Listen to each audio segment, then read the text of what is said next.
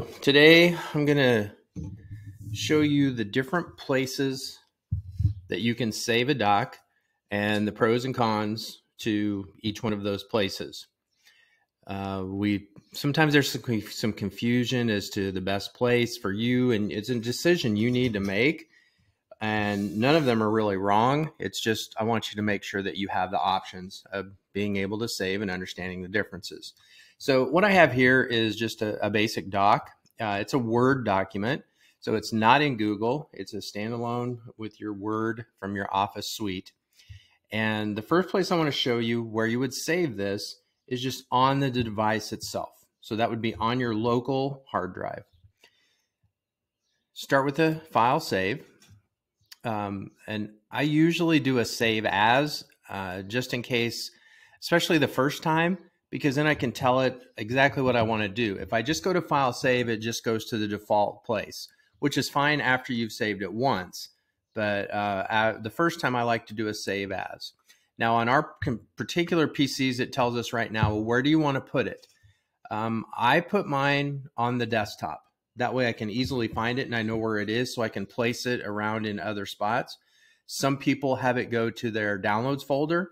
Once again, personal preference, that's totally up to you. I'm going to put it on the desktop.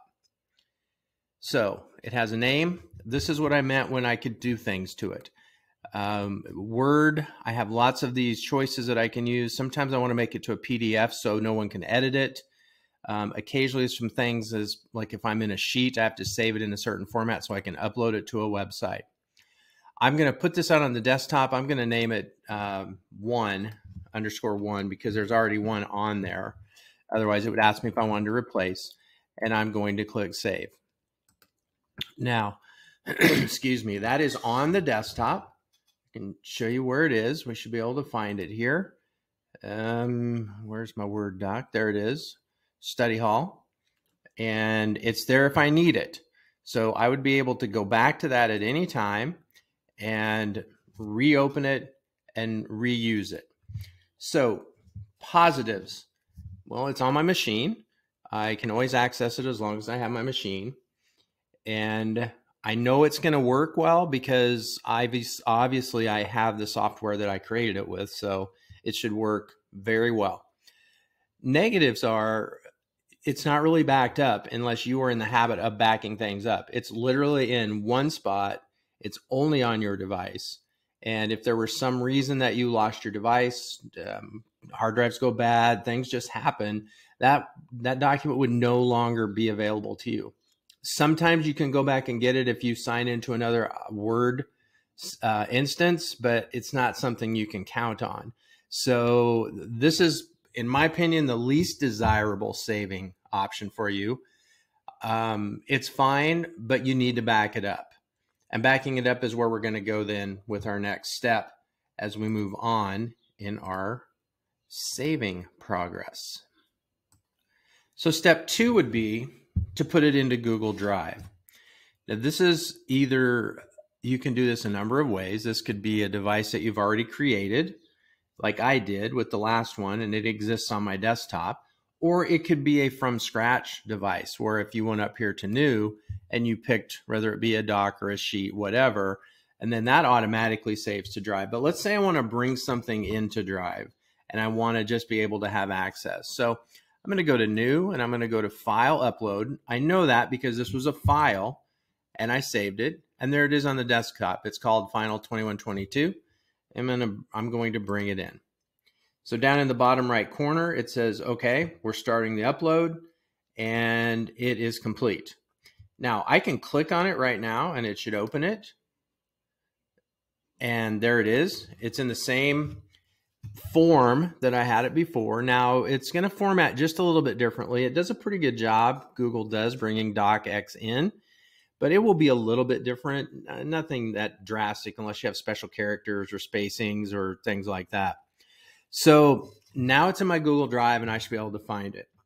Here's the pros. I now can access this anywhere I have the internet, and I can sign into my Google account. And it's backed up because it's in the cloud. It's on Google, so that means I can get to it. And That literally can be any device that has the ability to run Google Docs. I know it works on iPads. I know it works on iPhones. I know it works on Android phones. Obviously, it works on both Mac and OS. It's just a really stable way to save things. Let's say that scenario happens that happened in the first setting where you lost your computer or there was a crash or something. That doesn't matter in this case, because now you're just going to sign into your Google account and you will still have access to this. So this is a pretty safe and reliable method for you to be able to access things and save them in the cloud in your Google account. There is a limit, I believe it's 19 gigabytes if you have a personal Google account. And I'm not sure what the limit is on a education domain. I know I have over 200 gigabytes, so it's pretty high. So you shouldn't really have any problems with that save. So now we'll look at option 3. So here's option 3. To get to it, down on the bottom of my screen, there's a folder icon. And if I click on that, it will take me to the File Explorer.